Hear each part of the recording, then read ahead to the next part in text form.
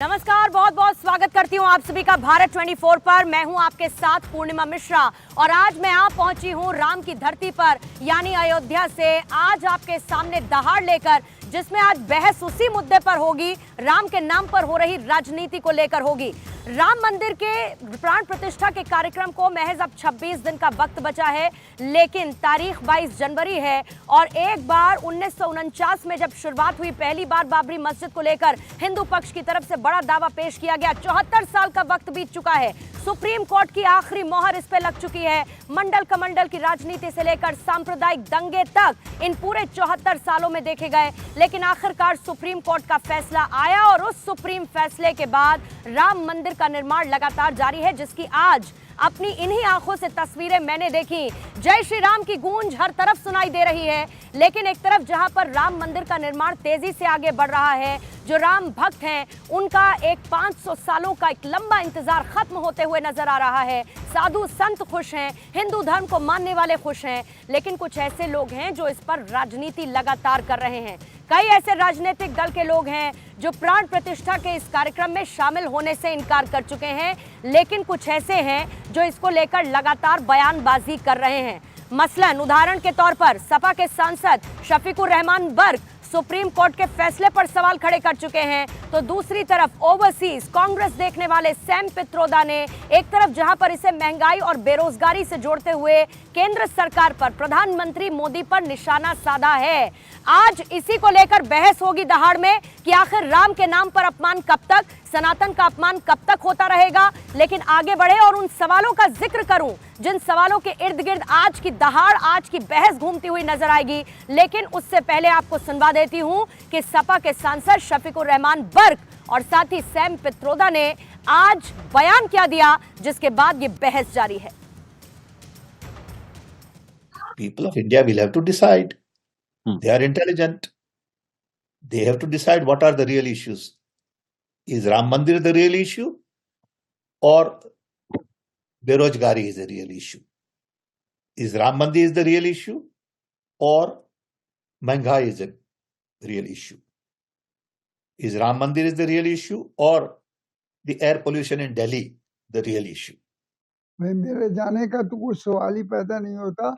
मेरी मस्जिद जो कि वहाँ एक ज़माने की मस्जिद थी, बनी हुई थी, अपनी जगह में बनी हुई थी, लेकिन इसके बावजूद भी उस मस्जिद को बहरहाल ख़त्म कर दिया गया और ज़बरदस्ती ताकत के बलबूते पर सब लोगों ने मिलकर उसको मिस्मार कर दिया और ख़त्म कर दिया।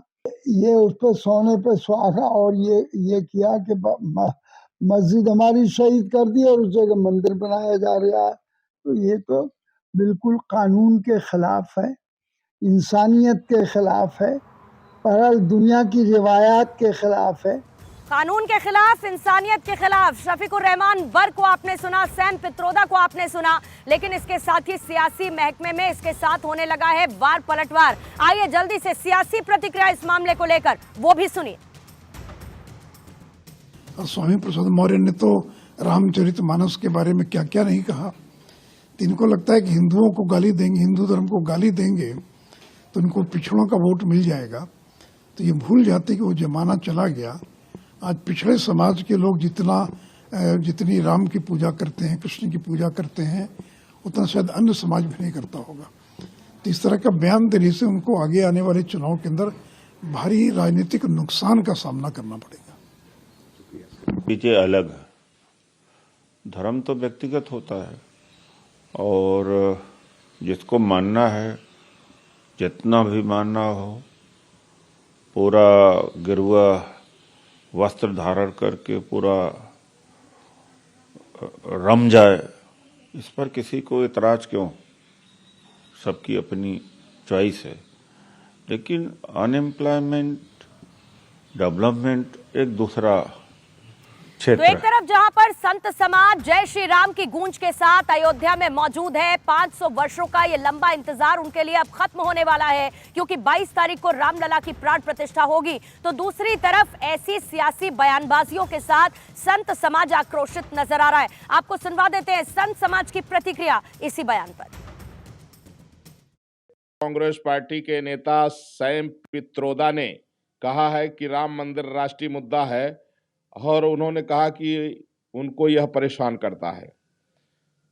निश्चित रूप से जो असुर प्रकृति के लोग हैं, जो राक्षसी प्रकृति के लोग हैं, जो भारतीय संस्कृति को समाप्त करना चाह रहे थे, उनको जरूर यह परेशान करेगा। पता लग रहा है कि जो राक्षस हैं, जो राक्षस लोग हैं, वो परेशान हो गए हैं, क्योंकि दैवी प्रकृति के लोग जो हैं, जो राम भक्त हैं, वो खुशी मना रहे हैं। पूरे देश में जश्न का माहौल है। बेरोजगारी उनको अभी तक कहाँ बेरोजगारी, 70 साल से तुमको बेरोजगारी नहीं दिखाई दी, आज तुमको 10 साल में बेरोजगारी दिखाने लगी। 70 साल से सबका नाम से लग रहा IAS अधिकारी थे, सारे के सारे लोग जो है नाम से अधिकारी बने हुए थे, सब लाखों रुपए कमा रहे थे।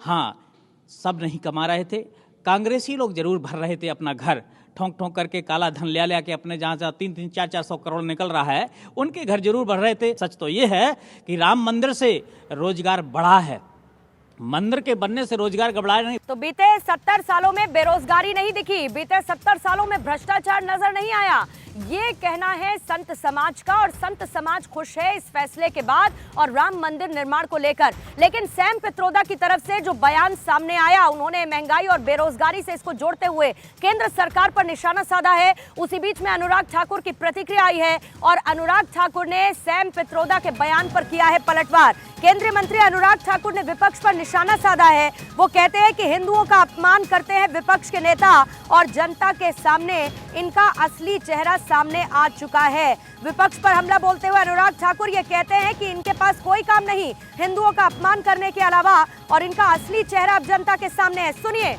क्या कह रहे हैं अनुराग ठाकुर। कि जनता इनका असली चेहरा जान चुकी है, जो भगवान राम को काल्पनिक बताते हैं, जिनके अपने अलायंस पार्टनर सारे एक के बाद दूसरा सनातन धर्म को नीचा दिखाने का काम करता है, हिंदू को अपमानित करने का काम करता है, और यही नहीं, एक के बाद दूसरा इनका नेता बार बार एक से दूसरा हल्का बयान कर रहे हैं। क्या यही राजनीति इनके लिए रह गई है? दूसरी ओर मोदी सरकार का एक ही प्रयास है, गरीबों का कल्याण, देश का विकास। सवाल ये है कि आखिर सनातन का अपमान कब तक? आज दहाड़ में कुछ सवालों के इर्द गिर्द चर्चा घूमती हुई आपको नजर आएगी। मेहमानों से आपका तारुफ करवाऊंगी, लेकिन आइए सबसे पहले आपके सामने कुछ सवाल रख देती हूं। और सबसे महत्वपूर्ण सवाल ये है कि आखिर विपक्ष बार बार सनातन का अपमान क्यों करता हुआ नजर आता है?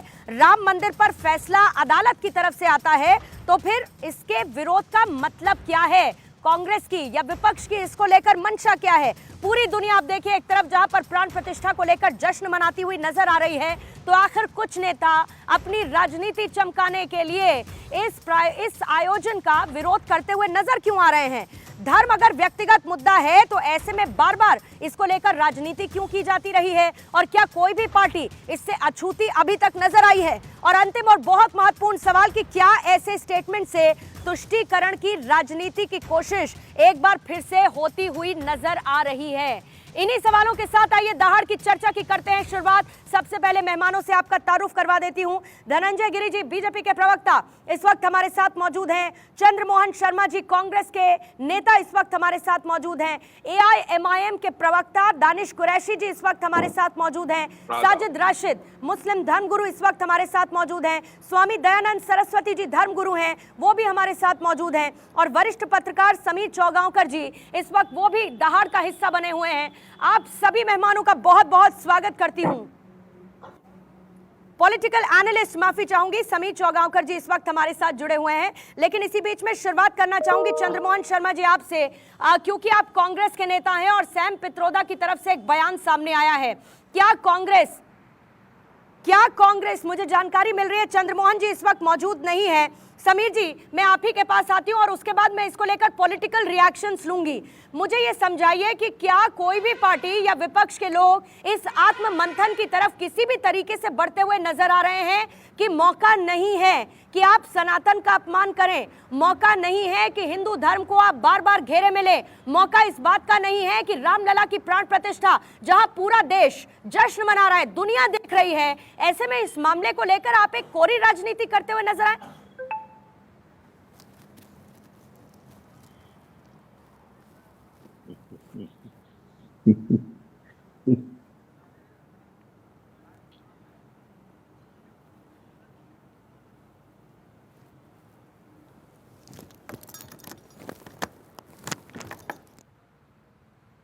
समीर जी, आप तक मेरी आवाज पहुंच रही है?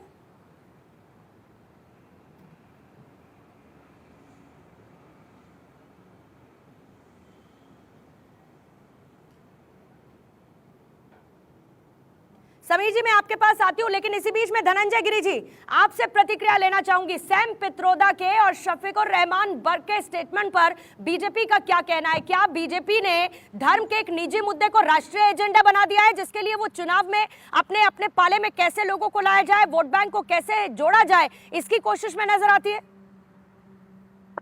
पूर्णिमा जी, देखिए, राम मंदिर या भगवान राम का अस्तित्व हमारे लिए कभी राजनीतिक मुद्दा रहा ही नहीं। हम लोगों के राम इस देश की राष्ट्रीयता है, इस देश के प्राण तत्व है। बाबा साहब डॉक्टर भीमराव अम्बेडकर ने जब संविधान बनाया तो पहले पन्ने पर राम दरबार लगाया, और बापू की प्रार्थना में राम है, और राम बापू की समाधि पर लिखा हुआ शब्द है राम है। बापू की आंखों में राम राज्य का सपना था, और राम इस देश की हकीकत है। दुनिया की पूरी धरती पर जितने लोग स्वर बोलते हैं उसमें सबसे ज्यादा बोले जाने वाला शब्द राम है। इस देश की सुबह में राम है, दोपहर में राम है, जीवन में राम है। राम हमारे लिए व्यक्ति नहीं, जीवन मंत्र है। इसी मंत्र के साथ हम भस्मीभूत भी होते हैं। निर्बल के बलराम, सबके तारणहार राम, सबरी अहिल्या और जटायु सबका किया उद्धार। राम इस देश के दलितों, वंचितों, शोषितों, पीड़ितों के हैं। यह भारत की माटी का मिजाज है। भारत भूखा अवश्य रहा, पर राम को नहीं छोड़ा। राम सत्य है, सनातन है। इस संसार की मर्यादा के हर एंगल में, हर दृष्टि में राम है। इस संसार राममय है। हमारे जीवन की यात्रा राम से शुरू होती है, और राम नाम सत्य कह के हम जीवन को समाप्त करते हैं। लेकिन अब जहां जिन लोगों की आप बात कर रहे हैं, जिन प्रतिक्रियाओं की आप बात कर रही हैं, सैम पित्रोदा, सैम यानी सत्यनारायण गंगाराम पित्रोदा। पित्रोदा कांग्रेस के समय में ज्ञान आयोग के अध्यक्ष थे। ज्ञान तो रावण के पास भी था, लेकिन कांग्रेस कल्चर के कारण ही अज्ञान आयोग के अध्यक्ष रह गए। अंतर्राष्ट्रीय सूचना फलक पर इन्होंने सूचना क्रांति को अंजाम दिया। इनकी पत्नी का नाम भी अंजना है।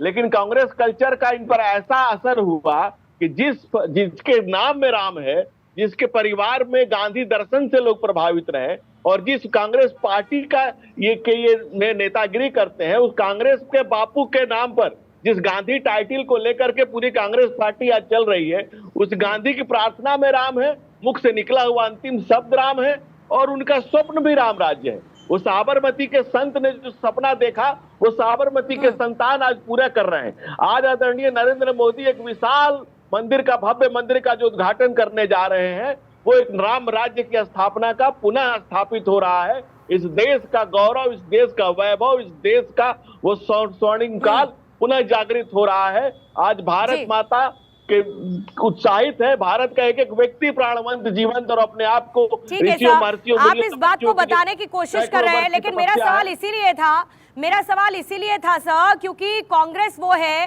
विपक्ष वो है जो इस मामले को लेकर राजनीति करने से बाज नहीं आ रहा है। एक जल्दी से अपडेट करते हुए कि कांग्रेस के गेस्ट इस वक्त हमारे साथ नहीं है, बल्कि परविंदर सेठी जी इस वक्त हमारे साथ जुड़े हुए हैं। वो पॉलिटिकल एनालिस्ट है। परविंदर जी, आपका भी स्वागत करूंगी और आपके पास प्रतिक्रिया के लिए आऊंगी, लेकिन उससे पहले इस वक्त की एक बड़ी खबर आपको बता दें, और बड़ी खबर अयोध्या से ही जुड़ी हुई है, रामनगरी से ही जुड़ी हुई है, एक बड़े बदलाव को लेकर जुड़ी हुई है। और बड़ी खबर यह है कि अयोध्या रेलवे स्टेशन का नाम अब बदल दिया गया है, और अयोध्या धाम के नाम से अब रेलवे स्टेशन जाना जाएगा। एक तरफ जहां पर रेलवे स्टेशन का सौंदर्यीकरण किया जा रहा है, तो दूसरी तरफ अब अयोध्या धाम, और जाहिर है कि ये धाम ही है, ये राम का घर है, और उसी के नाम से अयोध्या जी को जाना जाएगा।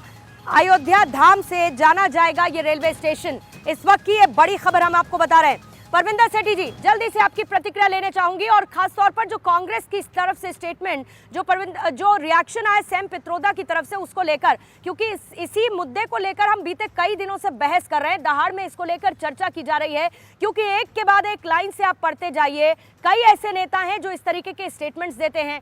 क्या वो चाहते हैं वाकई में कि हिंदुओं की भावना आहत हो, या वाकई में वो मोदी को घेरना चाहते हैं, वो केंद्र सरकार को घेरना चाहते हैं, या इसके बूते पर अपनी राजनीति चमकाना चाहते हैं? करना क्या चाहते हैं?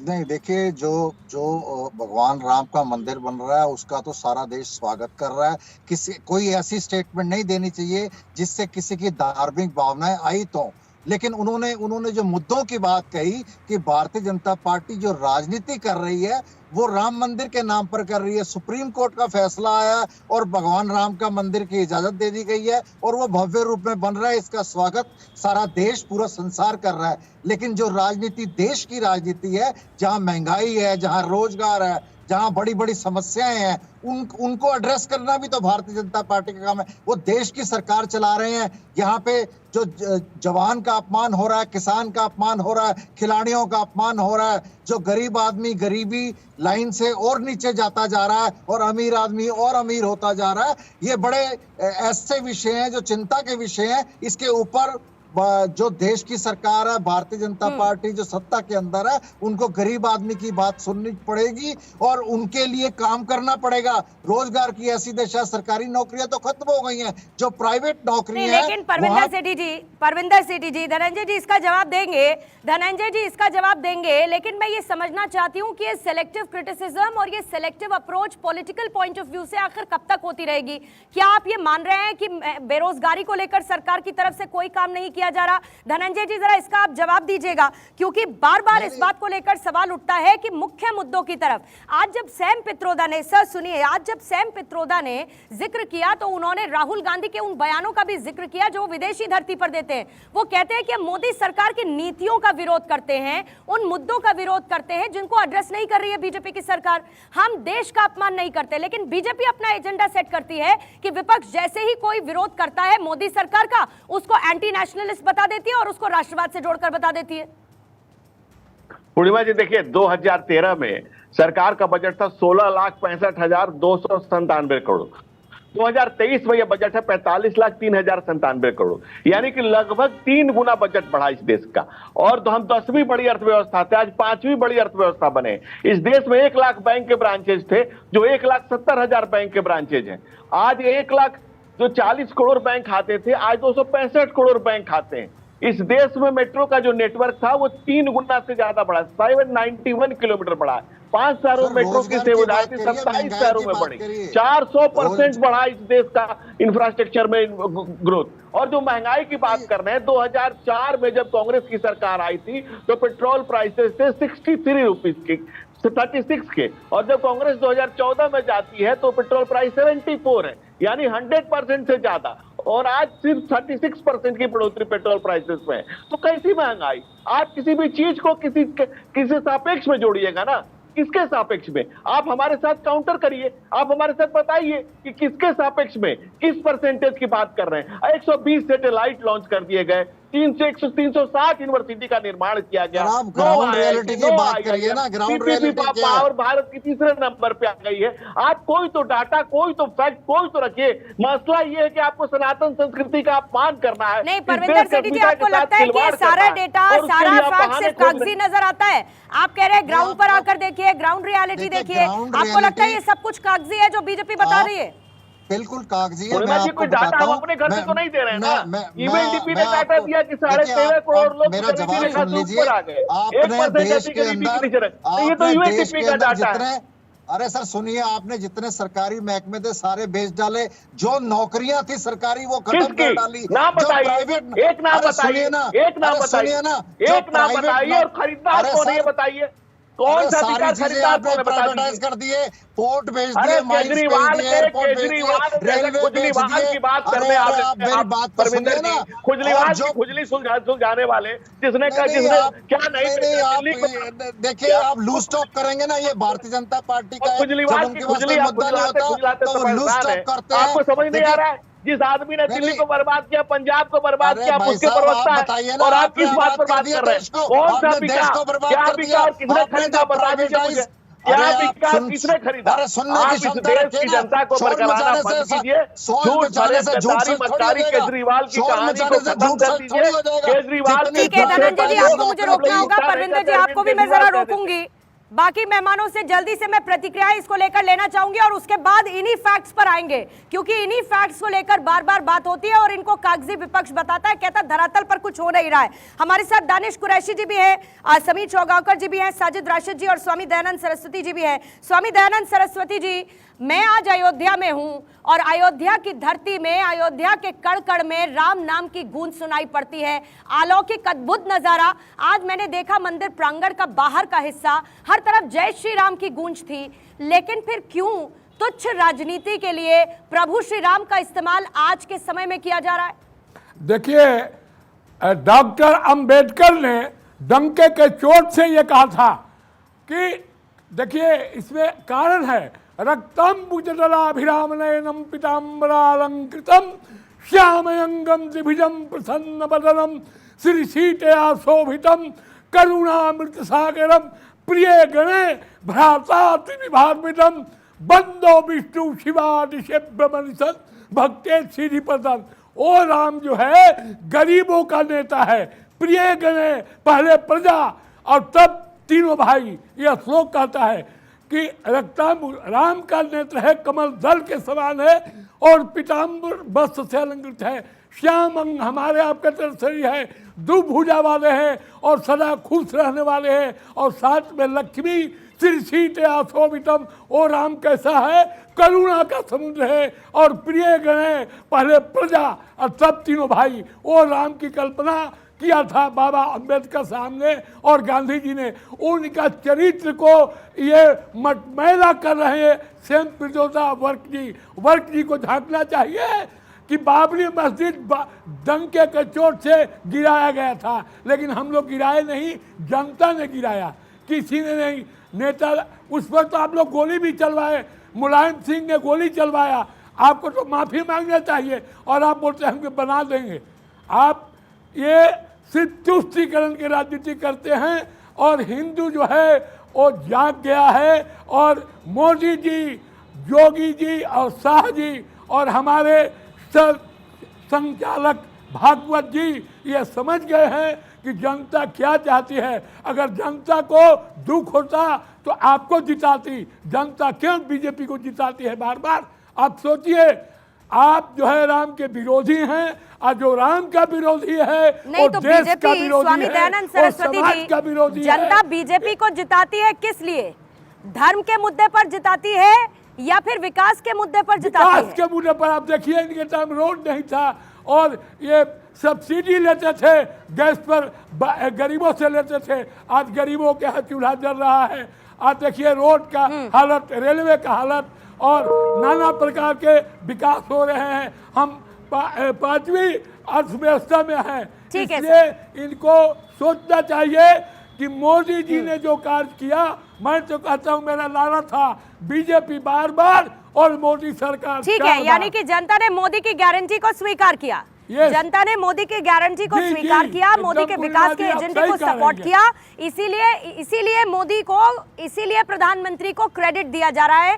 लेकिन ये भी सवाल उठाए जा रहे हैं कि सारा क्रेडिट इसमें मोदी जी को क्यों जा रहा है, क्योंकि इसमें तो लंबे वक्त से बहुत सारे लोगों का संघर्ष शामिल है। बहरहाल दानिश कुरैशी जी आपके पास आते हुए, जय श्री राम सर। अयोध्या की धरती पर इस वक्त मैं मौजूद हूं, कड़कड़ में राम की गूंज है। अयोध्या में श्री राम का मंदिर तैयार होने की कगार पर है और रामलला की प्राण प्रतिष्ठा होनी है, लेकिन बेचैनी इतनी बढ़ी क्यों हुई है कुरैशी साहब?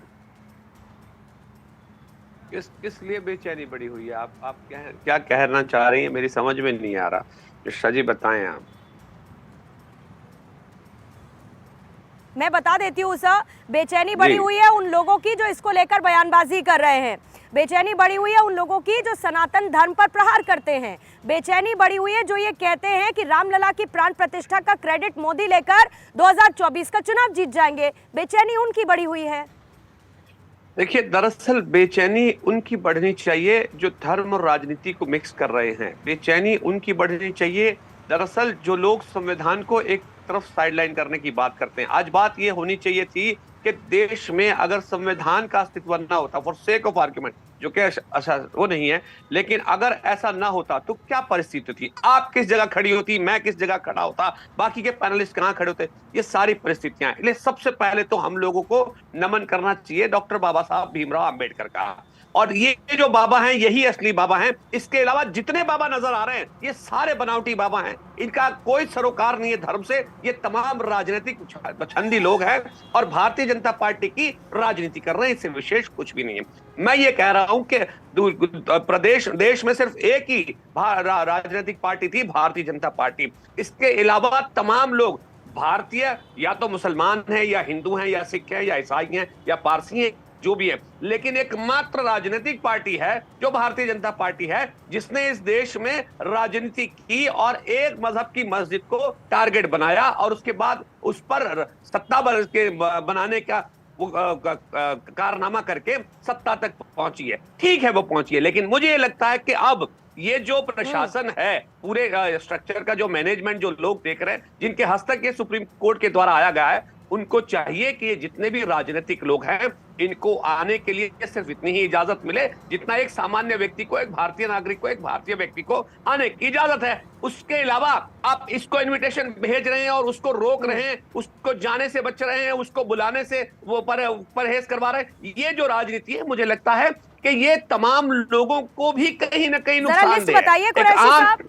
किसको आने से रोका जा रहा है, किसको जाने के लिए कहा जा रहा है, जरा लिस्ट तो बताइए सर, क्योंकि जितना मैं समझ रही हूँ कि एक तरफ जहां पर लोगों की चीख पुकार जारी थी कि भाई हमको न्योता नहीं देते, हमको न्योता नहीं देते, अब न्योता पहुंच चुका है तो ये नहीं तय कर पा रहे पहुंचना है या नहीं पहुंचना है, कुछ इनकार कर दे रहे हैं, खींच साफ तौर पर नजर आ रही है। और ये परसेप्शन कब तक, दानिश कुरैशी जी, कि एक खास वर्ग की को टारगेट किया गया, मस्जिद को, मैं कह रही हूं कि सुप्रीम कोर्ट का फैसला है ना सर, और जब हाई कोर्ट का फैसला था तो राजीव गांधी की सरकार ने भी उस पर एक्ट किया था, नरसिम्हा राव की सरकार ने भी उस पर एक्ट किया था, उस पर बात ना कीजिएगा।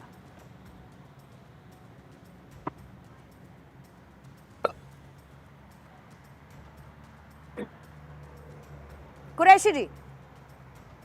जी जी जी जी जी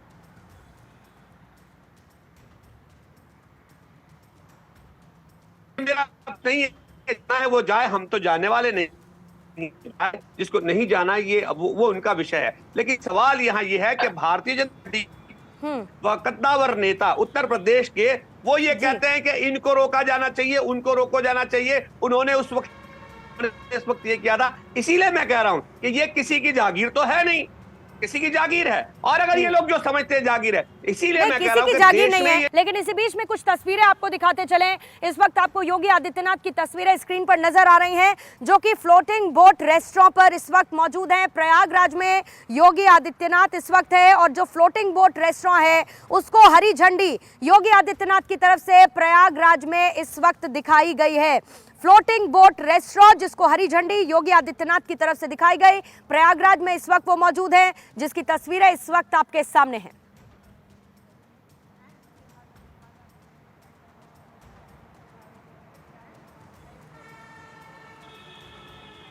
योगी आदित्यनाथ इस वक्त प्रयागराज दौरे पर है। सौगातों का सिलसिला लगातार जारी है। फ्लोटिंग बोट ये रेस्टोरेंट है जिसका आगाज किया गया है और खास तौर पर अगर आप इन इलाकों को देखेंगे तो लगातार टूरिस्ट पर्सपेक्टिव से जो यहाँ पर पहुँचते हैं, टूरिस्ट सैलानी पहुँचते हैं, कैसे इसको बेहतरीन किया जाए, टूरिस्ट को कैसे बढ़ावा दिया जाए, टूरिज्म इकोनॉमी को कैसे बढ़ावा दिया जाए, इसको लेकर बीते कुछ वक्त से योगी आदित्यनाथ की सरकार लगातार काम कर रही है। ये तो तस्वीरें मैं आपको प्रयागराज की दिखा रही हूं, लेकिन अगर आप रिलीजन धर्म के पर्सपेक्टिव से देखेंगे और दूसरी तरफ टूरिज्म के पर्सपेक्टिव से देखेंगे तो अयोध्या में भी इसी को एनहांस, इसी को बढ़ाने की कोशिश लगातार सरकार की तरफ से बहरहाल की जाती रही है। दानिश कुरैशी जी, वापस से आपके पास आऊंगी और इन तस्वीरों से जरा सर जोड़ते हुए चलिएगा, क्योंकि अभी जैसे योगी आदित्यनाथ को आपने देखा, फ्लोटिंग बोट रेस्टोरेंट है उसको वो हरी झंडी दिखा रहे हैं। सैम पित्रोदा तो इसको लेकर भी हमला बोलते हैं कि एक प्रधानमंत्री ऐसा है जो सिर्फ मंदिर की बात करता है, जो धर्म की बात करता है। क्या मंदिर का निर्माण भारत की अर्थव्यवस्था में टूरिज्म इकोनॉमी को बढ़ावा देने के लिए महत्वपूर्ण आपको नजर नहीं आता, और क्या आपको लगता है कि देश को इसकी जरूरत नहीं है सर? देखिए, मुझे लगता है कि ये जो आपकी बात है ना, टूरिज्म के नाम पर भारतीय जनता पार्टी का प्रमोशन, मुझे लगता है ये बड़ा हास्यास्पद है। मुझे ये बताइए कि 1992 से ही वो टूरिज्म के काम कार्य में लग गए थे। सर, आज मुझे तक तो आप ये कह रही हैं। हास्यास्पद आपकी इस बात पर सोच लगती है। मुझे आपकी सोच लगती है हास्यास्पद। आपको अगर मैं प्रमोशन करती नजर आती हूँ तो मुझे आपकी सोच हास्यास्पद इसलिए लगती है सर, इसलिए लगती है कि मक्का मदीना आपको बहुत भाता है सर, मक्का मदीना आपको बहुत भाता है क्योंकि वो आपका तीर्थ स्थल है। लेकिन अगर काशी को, अगर अयोध्या को डेवलप किया जाए, मथुरा की बात की जाए, तो वो आपको लगता है कि धर्म की राजनीति हो रही है। पूर्णिमा, ये क्या पागलपन है आपका? पूर्णिमा, ये क्या पागलपन है आपका? पागलपन क्या है? समझ गए आप? मोदी जी के आप अनपढ़ औरत है क्या? बात कर रही क्या है, मैं बकवास तो कर रही उसकी है बात आप? कर रहा मक्का हूं। मदीना और अगर मक्का आपको मदीना ये को लगता जोड़ेंगे आप है राम कि मंदिर से? मोदी जी ये ने किसकी आवाज आ रही है? मुझे जरा पैनल एक बार बताइएगा। जी, मैं जवाब दूं। साजिद रशीदी जी, रुकिए एक सेकंड। दानिश जी, एक सेकंड आपको रोकूंगी, एक सेकंड आपको रोकूंगी। अरे सुनिए रशीदी साहब सुनिए, पहले तो रशीदी साहब, पहले तो आपकी भाषा से आप कितने पढ़े लिखे हैं या कितने जाहिल हैं ये नेशनल टेलीविजन पर सबको सुनाई देता है। और मेरे को डिग्री आप देना बंद करिए, पहले जाके मदरसे से सर्टिफिकेट लेकर आइए कि आपकी पढ़ाई कितनी बेहतर है साहब। मदरसे से सर्टिफिकेट मिला है आपको? मदरसे से आपको सर्टिफिकेट मिला है? आपको यही तमीज नहीं? आपको मदरसे से सर्टिफिकेट मिला है और आपका नाम दानिश कुरैशी नहीं है। इसीलिए साजिद साहब, जब आपका नंबर आएगा तब बात करिएगा, जब आपका नंबर आएगा तब बात करिएगा और जाकर अपना सर्टिफिकेट आप लेकर आइए। बेवजह की बात मत करिए मुझसे और अपनी तमीज जरा अपनी जेब में रखिए। सुनिए सर, अरे एक सेकंड सर, अपनी बदतमीजी जेब में रखिए प्लीज, अपनी बदतमीजी जेब में रखिए, अपनी बदतमीजी जेब में रखिए और एक नया परसेप्शन लेकर आइए सर। अब इससे सब बोर हो चुके हैं क्योंकि आपको टूरिज्म इकोनॉमी नजर नहीं आएगी, क्योंकि आपको तो जाना नहीं है। उन लोगों से पूछिए जरा जो चाहते हैं कि इस तरीके से मंदिरों का निर्माण हो, उनसे पूछिए ना। सर आप तमीज से बात करिए, एक तो तमीज से बात करिए, इस तरीके की शब्दावली का इस्तेमाल मेरे साथ कतई नहीं करेंगे आप, और वरना आपको वापस में वैसा ही मिलेगा, वरना आपको वापस में वैसा ही मिलेगा। फिर मत कहिए कि मेहमानों का सम्मान नहीं होता है। दानिश जी अपनी बात पूरी करें, उसके बाद धनंजय गिरी जी आपके पास आऊंगी। समीर जी माफी चाहूंगी, थोड़ा देर हो गई है, लेकिन उसके बाद आपके पास आती हूँ। दानिश जी, पूर्णिमा जी, मैं आपसे ये कह रहा था कि आप जिस टूरिज्म की आप बात कर रहे हैं ना, तो मेरा सवाल आपसे ये था या भारतीय जनता पार्टी के लोगों से ये था कि क्या 1992 से टूरिज्म के लिए काम कर रहे थे देश के प्रधानमंत्री बने हुए नरेंद्र मोदी? तो मैं इसीलिए कह रहा हूं कि ये जो दोहरी बात आप कर रही है ना, ये प्रॉब्लमेटिक है, क्योंकि अल्टीमेट उनका पॉलिटिकल एजेंडा जो था उसको अब आज जब फायर करने की बात करती है टूरिज्म के नाम पर, ये दोगली राजनीति है। इस पे भारतीय जनता पार्टी की राजनीति पे हमें सवाल है। जवाब दीजिए। आप कहते रहे लाख की पॉलिटिकल एजेंडा नहीं है, लेकिन ऐसे लोग हैं जो टूरिज्म इकोनॉमी को क्रॉस करते हुए ये बताते हैं कि ये सिर्फ और सिर्फ आपका पॉलिटिकल एजेंडा ही है, और इसको आप मान लीजिए। दोहरा रवैया मत अपनाइए। देखिए, जिनका नाम ही ऑल इंडिया इत्तेहाद मुसलमिन, जिनका नाम ही क्लियर है, एजेंडा ही क्लियर है, जिनका जो जिस मुल्क के मुसलमानों को मुल्क से जुड़ करके इस महान मुल्क की विरासत को और अपने पुरखों की को समझना था, वो सियासत कर रहे हैं। और सियासत किस तरह की कर रहे हैं? जो अभी इसको इस बीच में एक सज्जन बोल रहे थे, क्या कह रहे थे? अरे नमक का शरीयत देना पहले सीखो, फिर शरीयत की बातें करना। पहले नमक का शरीयत, जिस खाया इस मुल्क का नमक, तो नमक हलाल बनो। मुल्क तुम्हारे अब्बा का नहीं है भाई, मुल्क किसी के अब्बा का नहीं है। आपसे सवाल पूछ रही है तो आप ना महिला का सम्मान कर पा रहे हैं, ना एक पत्रकार का सम्मान कर पा रहे हैं, और मुल्क के नाम पर आपको बोलने के लिए कुछ नहीं है। गवा से नहीं, 500 सालों से ये लड़ाई चल रही है। ये बाबर के बर्बरता और उस बर्बरता का काम की उसकी क्रूरता ने इस मंदिर को तोड़ा था और ऐसा खिलाया 500 सालों से लड़ाई चली है। और अब और मुसलमान किसी के बाप के रहमो करम पर नहीं है। कहने की संस्कृति भारत में नहीं है, इतना ही पर हिस्सा है था और उसमें बर्बरता दिखाई थी। इस देश के अस्मिता को, इस देश के सम्मान को, इस देश के संस्कार को, इस देश का अभिमान को, इस देश के स्वाभिमान को, भगवान राम को, उनके वजूद को, उनके युद्ध में जीते ना जा सके, उसे अयोध्या कहते हैं।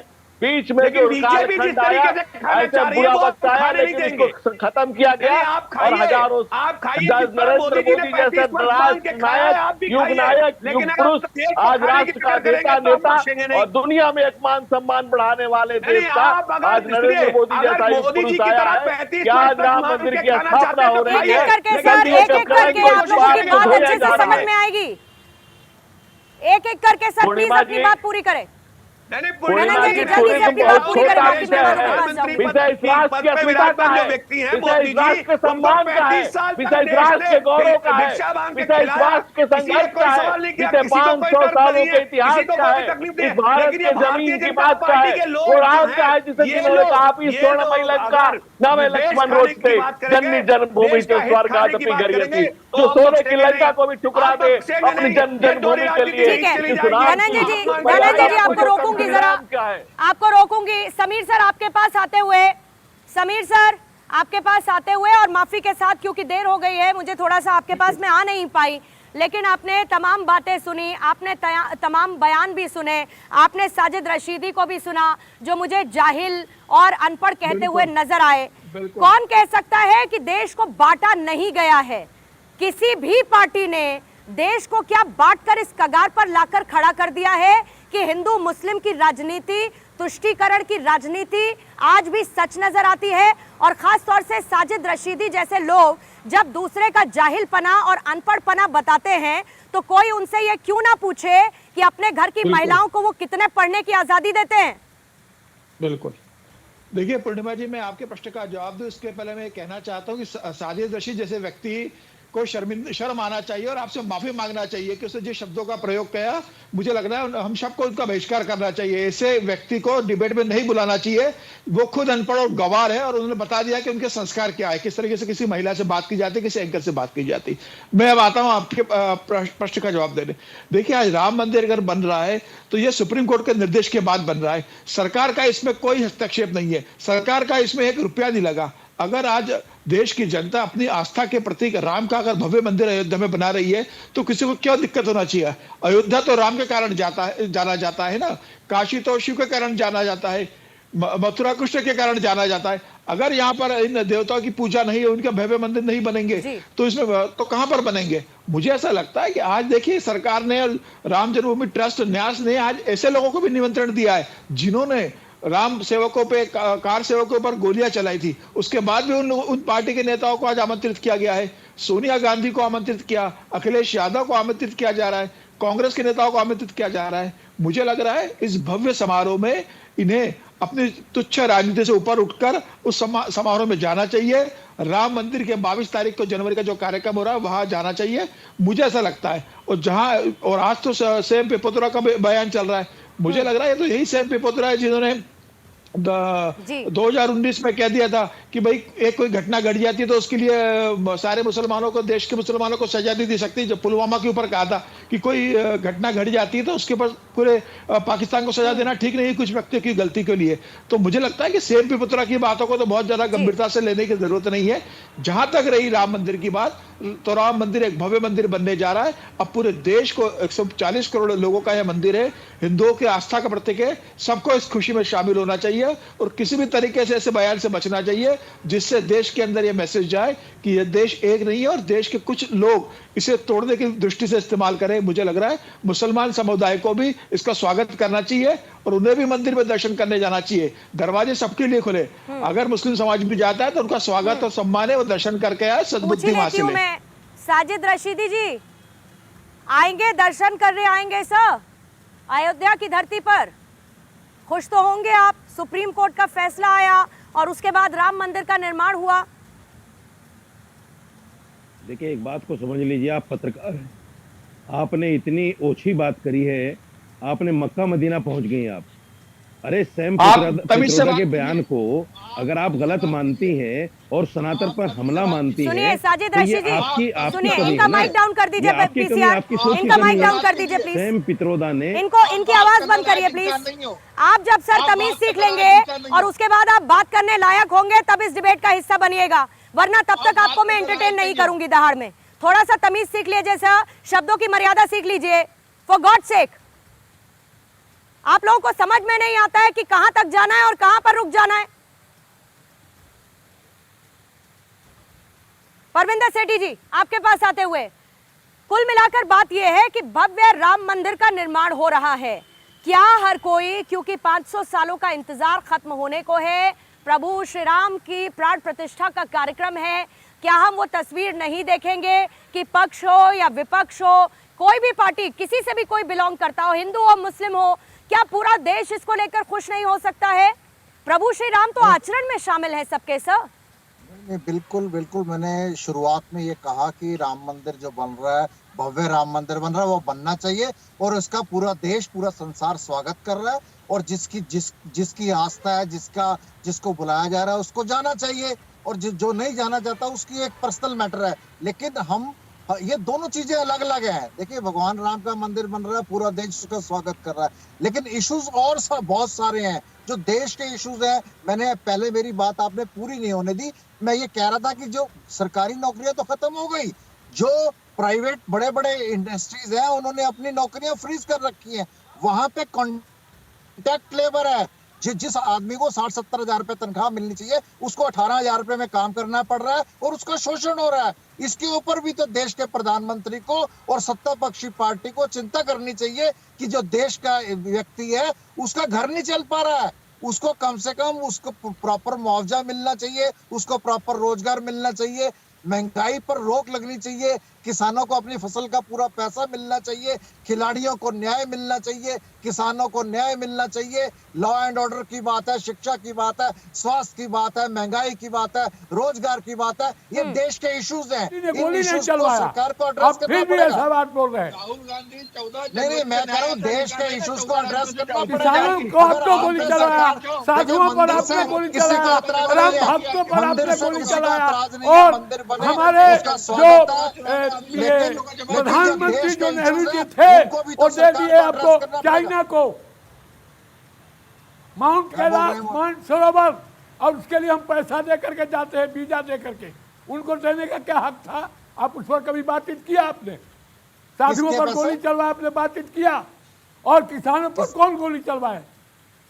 आप बात किसानों की कर रहे हैं, गोली चलाने वाला, बम वोट चालू करने वाला, और एक तरफा हिंदू को सताने वाला, नसबंदी कराने वाला, इमरजेंसी लगाने वाला आदमी बातचीत कर रहा है राजनीतिक का। मैं किसी पार्टी की बात नहीं कर रहा, मैं किसी राजनीतिक पार्टी की बात नहीं कर रहा, मैं देश के जो इश्यूज हैं आपको देश का कोई चिंता नहीं है, आपको सोनिया राहुल का चिंता नहीं। लेकिन परविंदर सेठी जी, जब आप सवाल कर रहे हैं तो सवाल तो मौजूदा सरकार से ही है ना, फिर तो आप पार्टी विशेष ही बात कर रहे हैं। मौजूदा सरकार से आप सवाल करेंगे अगर अभी की व्यवस्था पर बात करेंगे, अगर आप पिछले कुछ वक्त का गुणगान करेंगे कि देश में बहुत कुछ अच्छा हुआ, तो जाहिर है कि आप कांग्रेस पार्टी को उसका क्रेडिट देंगे। लेकिन महाराज जी, स्वामी दयानंद सरस्वती जी, अगर आप बोले कि मोदी जी ने बेहतर काम किया तो आपको भी राजनीति में घसीटा जाएगा, ये कहा जाएगा कि आप भी बीजेपी के एजेंट हैं। अगर हमने कह दिया तो कह दिया जाएगा कि हम पत्रकारिता पर कलंक हैं। लेकिन आप तो साधु संत समाज से आते हैं सर, आपके योगदान और आपके संघर्ष भी क्या इन पार्टीज को नजर नहीं आते? देखिए, जितने साधु संत थे, हमारे गुरु नानक देव जी, तुलसीदास, बंग में मृदंग पे गुरांग ने उमंग भर बांटे हर कीर्तन का आनंद अपार है, तानपुर सूर की और खंजरी कबीर जी की, मीरा तुलसी की या जग में भक्ति का प्रचार है, तुकाराम हरिनाथ ज्ञान दी भंडार नानक, नरसिंह गुजाए वो जूनागढ़ गिरनार है, कहे पतालनाथ हाथ धर्म दंड लिए, संत रैदास वाल्मीकि बिना सुना संसार है। हिंदू एक समान है, अब बांटने के इनकी कोई प्रयास नहीं कर रही है, तो ये बीच में राम के ला रहे हैं। अरे भाई, राम में पैसा आपका नहीं लग रहा है, देश का पैसा नहीं रहे, जनता दे रही है। बीएचपी कह रही है कि ये पैसा सरकार की नहीं है, हम लोग तो मना कर दिए कि अब पैसा मत दीजिए। जो अपने गरीब नथुनी और सिकरी बेच करके गरीब लोग, उनसे भगवान राम का मूर्ति आसन बन रहा है। इनको तो सोचना चाहिए कि कहां से कहां तक हम लोग जा रहे हैं, चांद पर जा रहे हैं। आप कभी चांद पर ले गए इंडिया को? आपके पास तो जीप खरीदने का पैसा, जीप भी खरीदे तो नकली जीप खरीदे, बनावटी, कोयला खरीदे नकली, खाद खरीदे नकली। आपने तो धोखा ही दिया भारत को। आप क्या दिया? आप बताओ डंके के चोट से। ये मंच नहीं है, ये राम का मंच है और राम सर्वव्यापी हैं। हमारे ही नहीं, आप इंडोनेशिया में जाकर के वो लोग बोलते हैं कि राम हमारे कुल देवता है, आज भी वो मुसलमान है। ठीक है, मैं आती हूँ स्वामी जी आपके पास, और मेरे पास अंतिम के 5 मिनट है, इसलिए धनंजय गिरी जी आपके पास आऊं उससे पहले समीर सर आपके पास आते हुए, क्योंकि इससे पहले एक तरफ राजनीति की बात हो रही है, हिंदू मुस्लिम तुष्टीकरण की बात हो रही है, अब खैर राम मंदिर का निर्माण तेजी पर है, लेकिन इसी बीच में अगर मैं ये समझने की कोशिश कर रही हूँ कि अगर मोदी सरकार ये बताती है कि उसने देश के विकास के लिए काम क्या क्या किया है, उसको नकारा क्यों जाता है कि वाकई में धरातल पर कोई काम नहीं हुआ? जैसा कि परविंदर सेठी जी कह रहे थे, क्या कोई मुगालता है, कोई शिगुफा है, कोई परसेप्शन है जिसको बीजेपी क्रिएट करने की कोशिश करती है और जनता बेवकूफ है जो वोट्स दे दे के बीजेपी को जिताती है? देखिए, प्रधानमंत्री मोदी ने देश के लिए क्या किया है उसकी जानकारी देने के लिए विकसित भारत यात्रा पूरे देश के अंदर शुरू हो चुकी है। प्रधानमंत्री नरेंद्र मोदी खुद लोगों से संवाद कर रहे हैं। हर मंत्री, कैबिनेट मंत्री अपने क्षेत्र में जाकर जनता से संवाद कर रहा है। सांसद अपने क्षेत्र में जाकर प्रधानमंत्री मोदी की योजनाओं को ले जाते हैं। डबल इंजन की सरकार काम कर रही है। उत्तर प्रदेश के अंदर मोदी और योगी की जोड़ी ने काम किया है, देश की जनता जानती है, उत्तर प्रदेश की जनता जानती है, और इसीलिए 2017 के बाद 5 साल बाद योगी को फिर प्रचंड बहुमत उत्तर प्रदेश की जनता देती है। प्रधानमंत्री मोदी की गारंटी पर मध्य प्रदेश, राजस्थान और छत्तीसगढ़ में भारतीय जनता पार्टी की सरकार बन जाती है। मुझे ऐसा लगता है कि प्रधानमंत्री मोदी की जो डिलीवर करने की कैपेसिटी है, और प्रधानमंत्री मोदी ने 9 साल के अंदर इतना ज्यादा काम कर दिया कि विपक्ष ये सोच नहीं पा रहा कि अब 2024 के लोकसभा में जाए तो क्या मुद्दे लेकर जाए। विपक्ष के पास कोई मुद्दा नहीं है। राहुल गांधी पहले भारत जोड़ो यात्रा शुरू करते हैं, पूरी यात्रा खत्म होने के बाद उन्हें मालूम पड़ता है कि भारत तो जुड़ा हुआ था, अब वो न्याय यात्रा निकालते हैं। किस बात की न्याय यात्रा निकालेंगे? राहुल गांधी जब न्याय यात्रा निकाल कर लौटेंगे, पूरे जनवरी के 14 जनवरी को शुरू करेंगे और जो 30 मार्च को खत्म करेंगे, तब तक लोकसभा के चुनाव शुरू हो चुके होंगे, और जनता 2024 के लोकसभा चुनाव में ये बात फिर बता देगी कि प्रधानमंत्री मोदी ने देश के लिए क्या किया है। जो व्यक्ति कहता है वो करता है, और ये प्रधानमंत्री मोदी की गारंटी है। मुझे लगता है कि 10 साल बाद अगर किसी व्यक्ति का देश की जनता पर इतना भरोसा है, इतना विश्वास है, तो मुझे ऐसा लगता है कि तीसरी बार जब प्रधानमंत्री मोदी बनेंगे तो यह देश तीसरी बड़ी अर्थव्यवस्था बनने की ओर अग्रसर हो रहा है। और कांग्रेस जो 2 लोकसभा चुनाव में विपक्ष का नेता पद लायक सीटें नहीं ला सकी थी, तीसरे चुनाव में भी वह 50 से कम सीटों पर सिमटती हुई जा रही है। आज इनकी स्थिति क्या? इंडिया गठबंधन मिलने के बाद भी आपस में मिलकर लड़ नहीं पा रहे, और प्रधानमंत्री मोदी अकेले, भारतीय जनता पार्टी अकेले 303 सीटों के साथ बैठी हुई है। मुझे लग रहा है विपक्ष को चिंतन करना चाहिए। प्रधानमंत्री मोदी की आलोचना करना है तो आप कर सकते हो, विपक्ष का काम है। और 400 प्लस की बात बीजेपी करती हुई नजर आती है 2024 के चुनावों में। लेकिन धनंजय जी, जरा ये भी समझा दीजिए कि अगर धर्म व्यक्तिगत मुद्दा है, और ये सिर्फ सैम पित्रोदा नहीं कहते, बल्कि ये कई मंचों से कहा जा चुका है, जो काफी हद तक सही भी नजर आता है कि धर्म एक व्यक्तिगत मुद्दा है, लेकिन अगर ये व्यक्तिगत मुद्दा है तो इसको राजनीति के कटोरे पे बार बार क्यों लाया जाता है? क्यों इसको लेकर राजनीति होती है अगर ये एक निजी मुद्दा है तो? पूर्णिमा जी, देखिए, पित्रोदा की नजर में विकास मेरे लिए नहीं है, बल्कि हम विकास के लिए पैदा हुए हैं। विकास पित्रोदा के बाद को सैम पित्रोदा के बाद पर हम सेम भी नहीं कह सकते हैं। लेकिन धर्म क्या है? धारयति धर्म, ये तो हम लोग भी कहते हैं, और धर्म तो सिर्फ एक सनातनी धर्म है, बाकी सब तो मजहब है, पथ है, संप्रदाय अलग अलग। लेकिन भारत की अस्मिता को, भारत की संस्कृति पर, भारत के समाज पर जो हमारे आस्था के केंद्र हैं, राम, कृष्ण और शिव, वहां पर हमला हुआ। हमारे आक्रांताओं ने भगवान राम के मंदिर को भी ध्वंस किया। अयोध्या मतलब इसे युद्ध में जीता न जा सके अयोध्या। हमारे हजारों साधु संतों की एक परंपरा चले आ रही है लगातार, और इस देश में साधु संतों ने बैठे हुए महाराज, इन्होंने तो त्याग किया, तपस्या की है। दधीची का त्याग है, दधीची ने अपनी हड्डियों से 3 धनुष दिए, उसको त्याग किया, अपने शरीर का त्याग किया, उससे पिनाकी बना, सरंगरो बना, गांडीव बना। तो इस देश के ऋषि महर्षियों, संत परंपराओं ने, मुनियों ने, मनीषियों ने इस देश की संप्रभुता को, इस देश की एकता अखंडता के लिए स्वयं का बलिदान किया। धर्म और संस्कृति की रक्षा के लिए गुरु नानक देव जी ने क्या किया? रामकृष्ण को जपा। गुरु गोविंद सिंह ने क्या कहा कि जात धर्म, माता गुजरी से मिलकर क्या कहते हैं कि जात धर्म के वास्ते 4 गए तो क्या हुआ, जीवित कई हजार। तो लेकिन धनंजय जी, सच ये भी है कि राजनीति एक ऐसी चीज है जो होती थी, होती है और होती रहेगी। भले ही राजनीति का मुद्दा हर बार बदलता रहे, लेकिन राजनीति हमेशा के लिए बरकरार रहेगी, जो इस बार राम मंदिर के मुद्दे और राम मंदिर के निर्माण को लेकर भी लगातार जारी है। भले ही उसमें विपक्ष की खींच नजर आती हो और बीजेपी इसको इनकैश करती हुई नजर आती हो।